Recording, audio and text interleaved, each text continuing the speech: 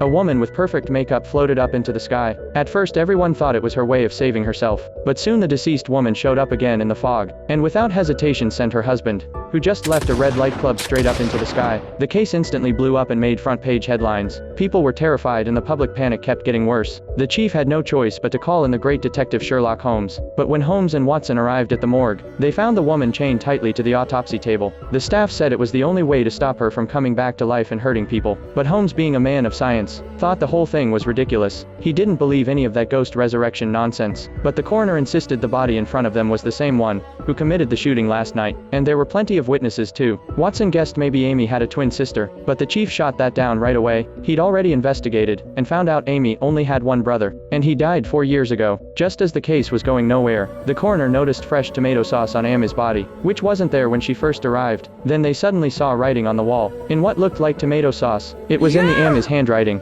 Fast forward to a month later. In that time 5 more men had been killed. The chief told Holmes that every victim had been taken out by Amy, right in their own homes, and the walls had more writing, with rice scattered all over the floor, like some weird ritual that no one could explain. Just then a visitor showed up at Holmes' place, a woman named Mrs. Carmichael. She said her husband recently got a strange letter. It didn't have any words, just 5 grams of some unknown fruit seeds, and that night her husband freaked out, said he saw Amy. At first she didn't think much of it, but the next morning, when she went looking for him in the backyard, she saw Amy too.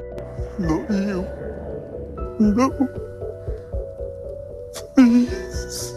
This night, Eustace Carmichael, you will die. Now Mrs. Carmichael was terrified the prediction would come true, so she rushed to Holmes for help. Holmes figured this could be the key to finally uncovering Amy's secret, so they all headed to Mrs. Carmichael's estate. When Holmes asked her husband about his past with Amy, he dodged the question, said it was all just his wife's imagination. But Holmes had a hunch. There was definitely something hidden between him and Amy that nobody knew about.